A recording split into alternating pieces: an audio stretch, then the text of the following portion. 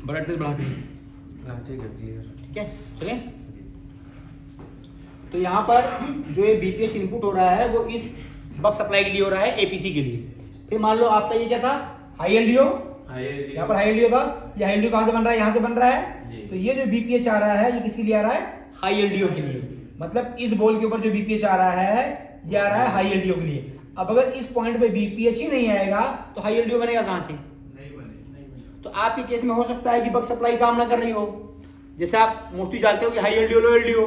अब high LDO लो LDO नहीं बन रहा है तो बनेगा तब जब वहां पर सप्लाई होगी, उसके बाद। अब ये सप्लाई नहीं है तो अगर आईसी स्विच को ऑन भी करेगी, आईसी क्या करेगी, स्विच को ऑन का मतलब क्या है, स्विचिंग। आईसी स्विचिंग करने की कोशिश तो करेगी, लेकिन स्विचिंग करेगी कैसे जब वहां पर इनपुट ही नहीं है।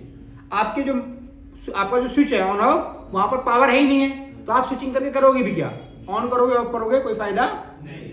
क्लियर हुआ? ठीक है, इतने रीजन हुए आपके बक ना बनने के, और कोई रीजन नहीं।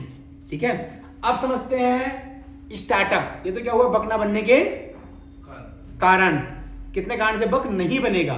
अब आपको ये समझना है कि बक स्टार्ट कैसे होगा। मान लो किसी फोन के अंदर सिंगल पावर आईसी है, डबल पावर आईसी है, या 3 पावर आईसी है, 4 पावर आईसी है, 5 पावर आईसी, 6, 7 पावर आईसियां हैं, तो वहां पर कैसे सीक्वेंस स्टार्ट होता है, फर्स्ट पावर आईसी का, सेकंड का, थर्ड का, 4 का। पहले इसको समझते हैं। उसके पहले आपको समझना है फोन में पावर की बारे में पता है आप सभी को। ठीक है, देखो ये है Redmi 5A। यहां पर देखिए, यह है पावर की का टीपी पॉइंट। यहां से होते हुए यहां पर डायोड लगा है, यहां पर एक लगा रजिस्टर। उसके बाद नेक्स्ट नीचे जाएंगे हम, यहां से होते हुए ये आया, यहां पर इस पॉइंट के ऊपर यहां पर भी रजिस्टर लगा है। फिर यहां से होते हुए डायोड के कैथोड पॉइंट पर, फिर इधर एनोड पॉइंट से, फिर ये वापस घूम गया यहां पर, फिर जा रहा है एनोड पॉइंट से होते हुए। अब ये कहां चला जाएगा, पावर आईसी के अंदर। ये देखिए आ गया पावर आईसी पे। ठीक है, मतलब जो आपकी मेन पीएम है, बीपीएच जब बनता है तो बीपीएच बनने के बाद आपका बनेगा पावर की का वोल्टेज, जो कौन बनाएगा, मेन पावर। मेन पावर, फिर समझो मेन पावर ही वोल्टेज बनाती है। मेन पावर के पास ही कमांड होता है ऑन ऑफ करने का। ठीक है, तो यहां पर अगर कोई इश्यू होता है, वहां पर वोल्टेज नहीं बनेगा, तो आप इसको तो चेक कर लोगे, नहीं बन रहा है तो आप आईसी चेंज कर दोगे। लाइन ओएल है, लाइन डैमेज है, तो आप क्या करोगे, लाइन जोड़ दोगे, जंपर कर दोगे। लीकेज शॉर्ट है तब भी निकाल लोगे। सिंगल पावर में कोई दिक्कत नहीं। अब यहीं पर हम बात करते हैं डबल पावर के सीक्वेंस में। अब डबल पावर में कंफ्यूजिंग ये है कि डबल पावर में ही पावर की एक ही होगी, डबल पावर आईसी में भी पावर की एक ही होगी। तो एक पावर की प्रेस करने से 2 पावर आईसी कैसे एक्टिव होती हैं। अब मैटर यहां पर आता है, हो सकता है कि आपके केस में प्राइमरी का वोल्टेज बन रहा हो, सेकेंडरी का ना बन रहा हो सकता है सेकेंडरी का बन रहा हो, प्राइमरी का ना बन रहा हो। तो आपको पता होना चाहिए स्विचिंग स्टार्ट होती कैसे है। ठीक है, तो यहां देखिए, यहां पर क्या है, यहां पर जो आपकी मेन पावर है वो है PM 660। ठीक है, PM 660। ये देखिए यहां पर क्रिस्टल है। ठीक है, जिस आईसी के पास क्रिस्टल होगा, डबल पावर आईसी है तो जिसके पास क्रिस्टल होगा वही होगी मेन पावर। ठीक है, हो सकता है कि कुछ स्कीमेटिक में, कुछ बिटमैप में आपको थोड़ा बहुत चेंजेस भी मिले, बाकी मोस्टली आपको 99% जिसके पास क्रिस्टल होगा वही होगी मेन पावर आईसी। जो कि आगे चल के आपका जो क्रिस्टल है वो चला गया क्लॉक आईसी के पास, मतलब क्लॉक आईसी आपकी हो गई अलग। अब क्लॉक आईसी में भी 2 टाइप की क्लॉक आईसी हैं। एक क्लॉक आईसी जो केवल क्लॉक आईसी का काम करेगी, और एक दूसरी जो क्लॉक आईसी है वो क्लॉक प्लस पावर दोनों का काम करेगी। उसको समझ लेंगे हम आगे। अभी सिर्फ यहां समझो कि जिसके पास क्रिस्टल होगा वो होगी मेन पावर। ठीक है, यहां से ये वोल्टेज आउटपुट हो रहा है, देखो यहां से वोल्टेज आउटपुट हुआ, यहां से होते हुए इस रजिस्टर पे आया, और इस रजिस्टर से आते हुए कहां गया, ऑन ऑफ स्विच में, ऑन ऑफ की पे। अब यहां पर बात ये बनती है कि ये जो ऑन ऑफ का वोल्टेज आ रहा है कहां से आ रहा है, मेन पावर से। कंफर्म है? मेन पावर क्या है, PM 660। मेन पावर क्या है, PM 660। यहां देखो, यहां मेंशन भी है PM 660। मेन पावर है PM 660। ठीक है, और इसी के पास आपको क्रिस्टल मिलेगा। सेकेंडरी पावर क्या है, PM 660L या PM 660A। PM 660L या PM 660A। अब एक बात समझने वाली है, PM 660 L और A में डिफरेंट क्या है? कुछ पता है आप लोगों को? नहीं। कुछ आइडिया है? एल में चार्जिंग और ग्राफिक, L में चार्जिंग और ग्राफिक, और A में ये तो पता नहीं, बिल्कुल रॉन्ग। फिर समझिए, जो चार्जिंग आईसी है वो तो आपकी मेन पावर में ही है, PM 660 में ही है। चार्जिंग का जो सेक्शन है, फिर ध्यान समझिए, अगर आप बात करते हैं किसकी, CHG की, CHG मतलब चार्जिंग सेक्शन, ये किसके अंदर है? पावर है। PM 660 में, यही है आपकी मेन पावर। अब जो सेकेंडरी पावर है, ठीक है, ये कौन कौन सी हो सकती है? हो सकती है PM 660L या PM 660A। अब सिर्फ डिफरेंट यहां पर ये समझना है कि जब दोनों सेम है तो A और L में डिफरेंट क्या है, क्या डिफरेंट है, ठीक है। तो अब समझिए, जो L है ये यूज होगा आपका किसके साथ? TFT डिस्प्ले के साथ। किसके साथ? TFT। जिसमें TFT डिस्प्ले मिलेगी उसमें क्या लगा होगा? PM 660L, ठीक है। और जिसमें क्या लगी होगी? OLED, इसमें OLED डिस्प्ले लगी होगी। AMOLED उसमें लगा होगा PM 660A। क्यों? PM 660A के अंदर जो लाइट ग्राफिक सेक्शन है वो है AMOLED का, ठीक है, और L के साथ जो लाइट ग्राफिक सेक्शन है वो है TFT का, ठीक है। और भी बात समझना है, कोई जरूरी नहीं है, हो सकता है किसी फोन में कंपनी, हो सकता है किसी फोन के अंदर कंपनी ने यूज किया है PM 660A, ठीक है, जो कि आईसी है किसके लिए? AMOLED फोल्डर के लिए। लेकिन कंपनी क्या कर रही है कि उन्होंने इस आईसी का लाइट और ग्राफिक सेक्शन ब्लैंक कर दिया, यूज ही नहीं किया, और बोर्ड पे TFT के लिए अलग से लाइट आईसी लगा दी और ग्राफिक आईसी लगा दी। तो इसको भी दिमाग में रख के चलना है, वो डिपेंड करेगा उनके कॉन्फ़िगरेशन के ऊपर। वो चाहे तो इस आईसी का जो विभाग है लाइट सेक्शन और ग्राफिक AMOLED उसको यूज करेंगे तो AMOLED फोल्डर लगाना पड़ेगा, और वो चाहे तो इसके यूज ना करके अलग से लाइट और ग्राफिक आईसी अलग से लगा सकते हैं, ठीक है। तो अब देखो, अब यहां बात समझने वाली है कि मान लो वो पावर आईसी आप पावर की प्रेस करेंगे वो तो एक्टिव हो जाएगा। अब ये सेकेंडरी पावर की कैसे एक्टिव होगी, ये आईसी कैसे एक्टिव हो जाएगी? मान लो आपके केस में PM 660 काम कर रही है, आपने प्रेस किया पावर की, तो क्या काम कर रहा है? PM 660, उसकी बक सप्लाई बन रही है। लेकिन PM 660L या A की बक सप्लाई नहीं बन रही है, तो आप क्या करोगे? क्या है आपके पास ऑप्शन? चलो, आपने वही ऑप्शन अप्लाई किया जो मैंने बताया था। क्या क्या? आपने नीचे का पैड चेक कर लिया, आपने इनपुट वोल्टेज चेक कर लिए, बक इंडक्टर चेक कर लिए, कोई डैमेज नहीं है, लीकेज शॉर्ट आपने चेक कर लिया, लीकेज शॉर्ट भी नहीं है, ओके, लीकेज शॉर्ट भी नहीं है, क्रिस्टल का इसमें कोई मैटर ही नहीं है, ठीक है। आपने नीचे के सारे पैड चेक कर लिए, अभी भी नहीं बन रहा है, अब क्या करोगे आप? अब तो कहीं ना कहीं आप स्टक हो जाओगे, कहीं ना कहीं स्टक हो जाओगे, ठीक है। तो देखिए इसके लिए ऑप्शन क्या है, हम चलते हैं इसके लिए ऑप्शन के ऊपर। होता क्या एक्चुअल में, यहां पर हम लेते हैं एज एग्जांपल के लिए PM 660, PM 660, और यहां ले लेते हैं हम एग्जांपल के लिए VWAT, मतलब बैटरी वोल्टेज कितना होगा?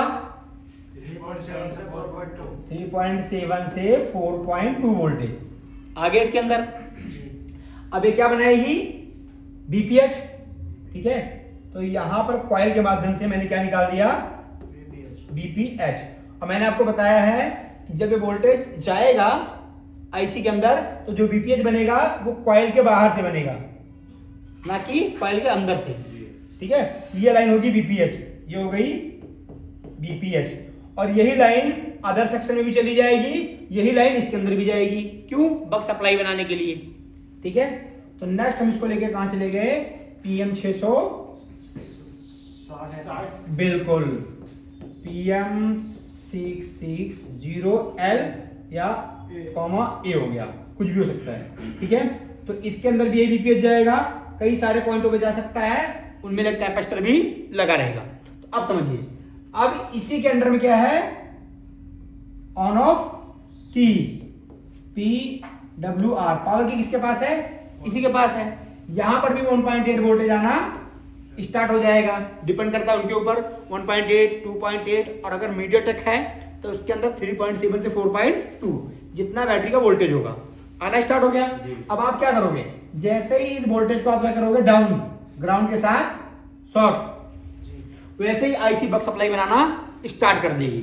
अब ये तो बात ओके हुई कि चलो ये बक सप्लाई बनाना स्टार्ट करेगी, लेकिन PM660L कैसे बनाएगा, ठीक है। तो अब समझिए यहां पर जैसे आपने पावर की प्रेस किया, पावर की प्रेस करते ही जैसे इसके वोल्टेज लो होंगे, सेम उसी टाइम में यहां से ये एक वोल्टेज आउटपुट करेगी इसके लिए, कितना, 1.8 वोल्ट पावर ऑन का, किसका, किसके लिए आउटपुट करेगी, एल के लिए। कब आउटपुट करेगी, जब आपने पावर की दबाया तब, जैसे आप पावर की दबाओगे वैसे इसके लिए वोल्टेज आउटपुट करेगी 1.8, और जैसे ही इसको ये 1.8 का वोल्टेज मिलेगा तो ये आईसी क्या करेगी, बक सप्लाई बनाना स्टार्ट कर देगी।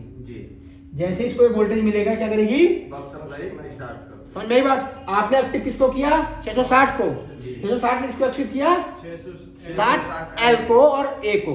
तो आप समझिए यहां पर कंडीशन क्या है, ये पावर की आप प्रेस करोगे और इसका पावर की आईसी प्रेस करेगी। तो अगर आपके पास कोई फोन आता है जिसपे PM660 660L लगा है, 660A लगा है, तो उसमें अगर आपका मेन पावर काम कर रहा है, ठीक है, और सेकेंडरी पावर काम नहीं कर रहा है, जो कि पहले स्टार्टअप होगा सेकेंडरी पावर से ही काम नहीं कर रहा है, तो आपको पावर की शॉर्ट करना है। अब पावर की शॉर्ट करके क्या करना है, इस वाली लाइन के ऊपर 1.8 वोल्टेज चेक कर लेना है। जब तक यहाँ पर 1.8 वोल्टेज नहीं आएंगे, या अगर इसका कनेक्शन इसके साथ टूट जाएगा, तो आप एक आईसी चेंज करो, 2 आईसी चेंज करो, 500 आईसी चेंज करो, कोई बेनिफिट नहीं होने वाला है, क्योंकि लाइन बनाना पड़ेगा। और अगर लाइन बना हुआ है और ये आईसी काम नहीं कर रही है, तब भी कोई फायदा नहीं। अब कितना भी आप इसको चेंज करो, कोई फायदा, कोई बेनिफिट नहीं होने वाला है। तो इस फंडामेंटल को आपको समझ के चलना पड़ेगा। ये है डबल पावर में, ठीक है, जो भी डबल पावर आपके पास आएंगी उसके अंदर आपको ये सीक्वेंस मिलेगा, ध्यान रखना है। ओके, कोई डाउट हो तो पूछ लो। ये है डबल पावर।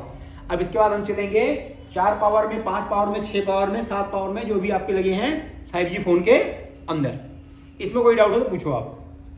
1.8 का बनाओ, निकलेगा तो पता क्या चलेगा। कौन सा 1.8 जो इसके लिए? हाँ। अच्छा ठीक है, कैसे पता चलेगा ना, तो उसके देखिए उसमें क्या करना पड़ेगा आपको, मैंने आपको बताया उसके लिए आपको क्या करना पड़ेगा, पावर की, पावर की हमने दबा दी। हाँ पावर की आपको प्रेस करना पड़ेगा, ठीक है। तो देखो अब इसके लिए हमको जाना पड़ेगा इसके बिटमैप में, तो मैं आपको दिखाता हूं बिटमैप के अंदर, और बिटमैप के अंदर, बिटमैप के अंदर, बिटमैप के अंदर, बिटमैप है यहाँ पर, नहीं PM660 Note 6 Pro यहाँ पर है।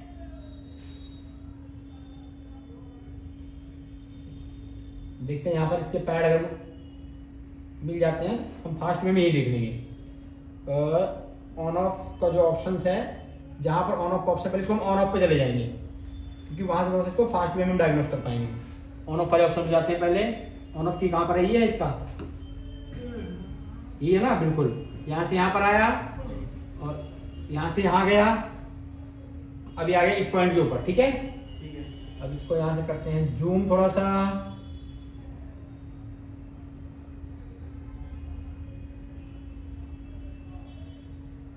इसका नाम है कीपैड पावर एन, ठीक है। तो नेक्स्ट हम देखते हैं पावर ऑन के लिए, पावर ऑन एन कहाँ से है,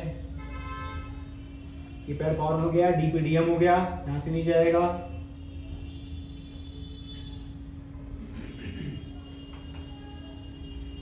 कीपैड पावर एन हो गया, next next next next, USB ID, thermal,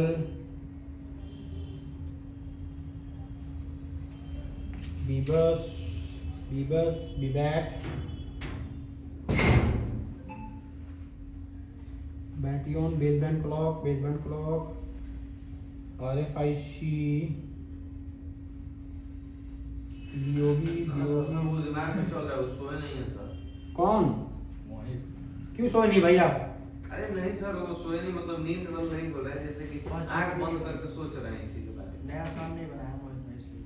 अरे नहीं नया साल कैसे मनाता है? नया साल चल दुकानें बंद हो गई थी। इसका कुछ झूठ बोल रहा है सब।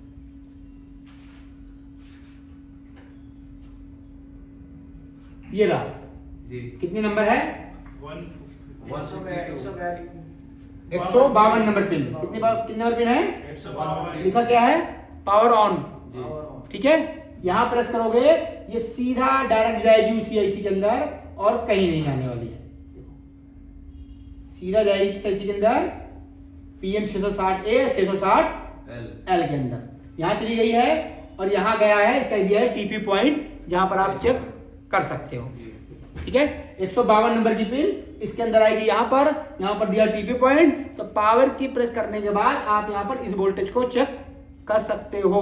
अगर ये वोल्टेज यहां अवेलेबल नहीं होगा तो ये IC काम करना स्टार्ट नहीं करेगी और बक सप्लाई नहीं बनेगी। तो आप दबाओगे मेन पावर को, मतलब आप ट्रिगर करोगे मेन पावर को, और मेन पावर ट्रिगर करेगी सेकेंडरी पावर को। और जब तक सेकेंडरी पावर काम नहीं करेगी तब तक आपका मेन पावर की सप्लाई नहीं बनेगी। क्लियर? कोई डाउट? नहीं। चलें, अब इसके बाद हम चलते हैं 4 पावर IC में, 5 पावर IC में, 6 पावर IC में। ये तो समझ में आया 2 का। अब 4 में, 5 में, 6 में कैसे काम करेगा? क्यों? क्योंकि उसका कॉन्सेप्ट टोटली हो जाता है डिफरेंट। ठीक है, तो बस अब यहाँ तक हम इसको कर देंगे क्लोज, क्योंकि हमको आगे इसको पढ़ाने की जरूरत नहीं है।